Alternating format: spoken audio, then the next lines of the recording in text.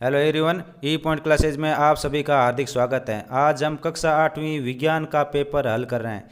इसके प्रत्येक प्रश्न का हमने उत्तर भी पेपर के अंदर लिख रखा है। आप इसके प्रत्येक प्रश्न को अच्छी तरह से पढ़ें और उसके उत्तर को याद करें। आपको इनके उत्तर खोजने के लिए अतिरिक्त समय नहीं गंवाना पड़ेगा और आपको एक जगह ही प्रश्न के साथ ही उत्तर मिल जाएगा। ये जो पेपर होगा आपका 80 अंक का होगा और 2.5 घंटे समय होगा। सबसे पहले परीक्षार्थी को अपना नाम लिखना है और फिर उसके बाद रोल नंबर। उसके बाद में ये परीक्षार्थियों के लिए सामान्य निर्देश है, आपको इनको अच्छी तरह से अध्ययन करना है। उसके बाद में भाग ए, सबसे पहले ये वस्तुनिष्ठ प्रश्न आएंगे। ए बे से दे वाले प्रश्न। आपको इनमें से जो सही उत्तर है वो आगे जगह दे रखी है, वहाँ पे आपको इसका उत्तर लिखना है। ये 15 क्वेश्चन होंगे पहले और ये 15 नंबर के होंगे। तो पहला है इसका, निम्न में से वनोन्मूलन का कारण है। तो ये जो दे रखे हैं ये सभी वनोन्मूलन का कारण है और इसका उत्तर होगा उपरोक्त सभी, यानी द। कृषि के लिए वन काटते हैं, लकड़ी के लिए वन काटना और सूखा, सभी से वनोन्मूलन होता है। नेक्स्ट, रुधिर में ऑक्सीजन की वाहक क्षमता को कम करने वाली गैस कार्बन मोनोऑक्साइड, इसका उत्तर होगा ब। यह रुधिर में ऑक्सीजन की वाहक क्षमता को कम करती है। नेक्स्ट, निम्न में से कौन सा प्रतिजैविक है? इसका उत्तर होगा ए, स्ट्रेप्टोमाइसिन, ये प्रतिजैविक है। नेक्स्ट, निम्नलिखित में से किसको पीटकर चादरों में परिवर्तित किया जा सकता है? इसका उत्तर होगा ए, लोहा। नेक्स्ट, आंतरिक निषेचन होता है। आंतरिक निषेचन मादा के शरीर के अंदर होता है, तो इसका उत्तर होगा ए। नेक्स्ट प्रश्न, निम्नलिखित में से कौन सौर परिवार का सदस्य नहीं है? इसमें तारामंडल सौर परिवार का सदस्य नहीं है। नेक्स्ट, चीनी को एल्कोहल में परिवर्तन करने के प्रक्रम को कहते हैं किण्वन, इसका उत्तर होगा स। विद्युत का सुचालक लोहा होता है, इसका उत्तर होगा स। इस प्रकार से हम लगातार इन प्रश्नों को हल कर रहे हैं। नेक्स्ट प्रश्न है, भूकंप आने का कारण है। भूकंप आने का कारण द, पृथ्वी की प्लेटों की गतियां, इस वजह से भूकंप आता है। नेक्स्ट प्रश्न, गेहूं की फसल बोई जाती है। गेहूं की फसल सर्दियों में बोई जाती है, इसका उत्तर होगा ए। नेक्स्ट प्रश्न, लाल ग्रह के नाम से जानने वाला ग्रह है। इसका उत्तर होगा ए, मंगल ग्रह को लाल ग्रह के नाम से जाना जाता है। नेक्स्ट, निम्नलिखित में से कौन सा सूर्य का ग्रह नहीं है? तो इसमें सीरियस, ए उत्तर होगा, यह सूर्य का ग्रह नहीं है। संश्लेषित रेशा है।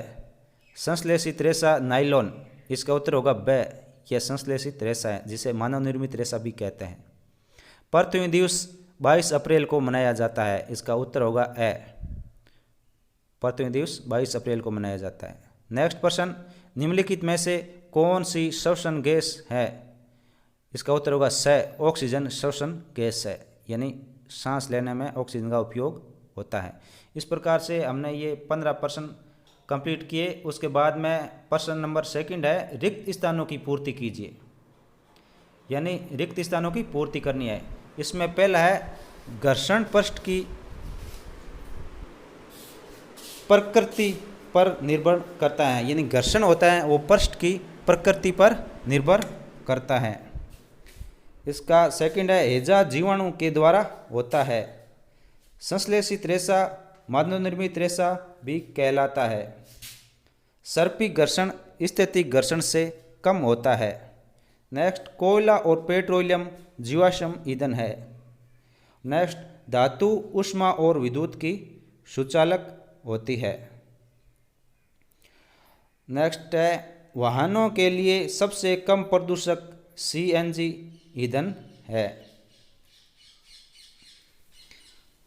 इस प्रकार हम लगातार इन प्रश्नों को हल कर रहे हैं। साथियों, अभी तक चैनल को सब्सक्राइब नहीं किया है तो सब्सक्राइब कर दीजिए ताकि जब भी नेक्स्ट वीडियो अपलोड किया जाए आप तक पहुंच सके। सबसे पहला इसमें सत्य और असत्य बताना है।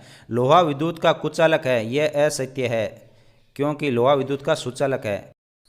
नेक्स्ट, ध्वनि निर्वात में गमन कर सकती है, यह असत्य है। ध्वनि निर्वात में गमन नहीं करती है। नेक्स्ट, बेकेलाइट थर्मोसेटिंग प्लास्टिक है, यह सत्य है। नेक्स्ट, विजातीय आवेश एक दूसरे को आकर्षित करते हैं, यह भी सत्य है। अलग अलग आवेश एक दूसरे को आकर्षित करते हैं, पॉजिटिव और नेगेटिव एक दूसरे को आकर्षित करेंगे। साथियों, इन प्रश्नों को अच्छी तरह से याद करें ताकि एग्जाम में अच्छे अंक आए। नेक्स्ट है, मिट्टी का तेल एक जीवाश्म ईंधन नहीं है, यह असत्य है, जीवाश्म ईंधन है। नेक्स्ट, तांबे को खींचकर तारे प्राप्त की जा सकती हैं, यह सत्य है। नेक्स्ट, रेड डाटा पुस्तक में संकटापन स्पीसीज का रिकॉर्ड रहता है, यह सत्य है। अब क्वेश्चन नंबर 4, कॉलम ए और कॉलम बी को मिलाइए। कॉलम ए में दे रखा है मरकरी। मरकरी ये थर्मामीटर में काम आता है, जो पहले से। दूसरा, आंतरिक ग्रह। आंतरिक ग्रह पृथ्वी होती है। और नेक्स्ट, तारामंडल। तारामंडल सप्तऋषि होता है। और कार्बन। कार्बन ये ईंधन में काम आता है। आयरन लोहा मशीन बनाने में काम आता है। अब इसका भाग ब, निम्नलिखित प्रश्नों के उत्तर एक शब्द में दीजिए। पहला, मेंढक में किस प्रकार का निषेचन होता है? मेंढक में बाह्य निषेचन होता है। गेहूं की फसल कौन सी ऋतु में उगाई जाती है? गेहूं की फसल शीत ऋतु में उगाई जाती है। अब नेक्स्ट प्रश्न है, धातु में ऑक्सीजन से अभिक्रिया करके क्या बनाती हैं? धातु ऑक्सीजन से अभिक्रिया करके क्षारीय ऑक्साइड बनाती है। नेक्स्ट प्रश्न है, कार्य का मात्रक। कार्य का मात्रक जूल है। नेक्स्ट, खरपतवार हटाने के दो तरीके। खरपतवार हटाने की दो विधियाँ, निराई यानी हाथ से अपन खरपतवार हटा सकते हैं, और दूसरा खरपतवार नाशी का उपयोग करके हम खरपतवार हटा सकते हैं। अब नेक्स्ट भाग से, इसमें जो प्रश्न है उसके कम से कम 50 शब्दों में उत्तर देना है। पहला, फसल किसे कहते हैं? रबी की दो फसलों के उदाहरण दीजिए। किसी बहुत बड़े भाग पर एक ही किस्म के पौधे लगाना फसल कहलाता है। रबी की दो फसलें गेहूं और जीरा। नेक्स्ट, प्रदूषण किसे कहते हैं? पर्यावरण के विभिन्न घटकों में होने वाले अवांछित परिवर्तनों को प्रदूषण कहते हैं। नेक्स्ट, अंडपरजक किसे कहते हैं? उदाहरण दीजिए। वे जंतु जो अंडे देते हैं अंडपरजक कहलाते हैं। मुर्गी और मेंढक इसके उदाहरण है। नेक्स्ट, एलपीजी को अच्छा ईंधन क्यों कहते हैं? एलपीजी बिना धुआं उत्पन्न किए जलती हैं, जिससे वायु का प्रदूषण नहीं होता है। एलपीजी के जलने से कोई हानिकारक गैस नहीं बनती है। एलपीजी का ऊष्मीय मान उच्च होता है। नेक्स्ट, वनोन्मूलन का कारण। वनोन्मूलन का कारण है कृषि के लिए भूमि प्राप्त करना, घर व कारखानों का निर्माण, भीषण सूखा, और इसके अलावा दावानल भी होता है। नेक्स्ट, पलायन वेग क्या है? पलायन वेग पृथ्वी के लिए वह न्यूनतम वेग जिससे वस्तु को ऊपर की ओर भेजने पर वह पृथ्वी के गुरुत्वाकर्षण क्षेत्र को पार कर जाए, पलायन वेग कहलाता है। नेक्स्ट प्रश्न, सड़क दुर्घटना के कोई दो कारण लिखिए। सड़क दुर्घटना के कारण वाहन की तेज गति और सेकंड, ट्रैफिक नियमों का पालन न करना। नेक्स्ट प्रश्न है, साइलो किसे कहते हैं? अधिक अनाज के सुरक्षित भंडारण हेतु मंडियों में भंडार गृह होते हैं, इन्हें साइलो कहते हैं।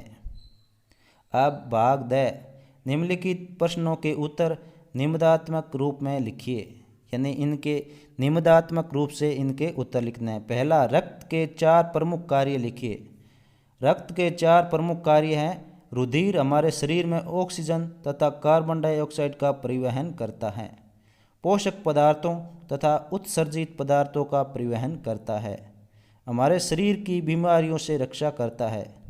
चोट लगने पर रुधिर का थक्का बनाकर यह रुधिर बहने से रोकता है। नेक्स्ट, चक्रवात से बचाव के कोई 4 उपाय लिखिए। चक्रवात से बचाव के निम्नलिखित उपाय हैं। मौसम विभाग द्वारा प्रसारित किए जाने वाली चेतावनियों को नज़रअंदाज नहीं करना चाहिए। अनिवार्य घरेलू सामान, पालतू पशुओं और वाहनों को सुरक्षित स्थानों पर पहुंचाने का प्रबंध करना चाहिए। पानी में डूबी हुई सड़कों पर वाहन चलाने से बचना चाहिए। आपातकालीन सेवाओं जैसे पुलिस, अग्निशमन और चिकित्सा केंद्रों के टेलीफोन नंबर की सूची अपने पास रखनी चाहिए। इन सब उपायों से हम चक्रवात से आसानी से निपट सकते हैं। अब नेक्स्ट प्रश्न है, ध्वनि प्रदूषण को सीमित रखने के कोई 4 उपाय लिखिए। यानी ध्वनि प्रदूषण को सीमित कैसे रख सकते हैं। ध्वनि प्रदूषण को सीमित रखने के कुछ उपाय हैं, जैसे यातायात के समस्त वाहनों को, उद्योग की मशीनों तथा घरेलू विद्युत उपकरणों में शोर कम करने वाली युक्तियों का उपयोग करना चाहिए। टेलीविज़न एवं लाउडस्पीकर की ध्वनि प्रबलता कम रखनी चाहिए।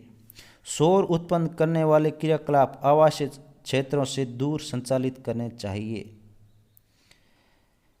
सड़क व भवनों के आसपास पेड़ लगाने चाहिए ताकि ध्वनि को यह अवशोषित कर सकें।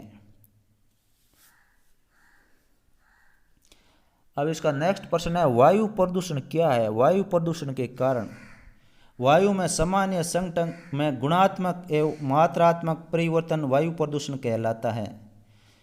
वायु प्रदूषण के कारण है सभी प्रकार के ईंधन के दहन से अनेक प्रकार की जहरीले गैसें निकलती हैं जो वायु प्रदूषण करती हैं।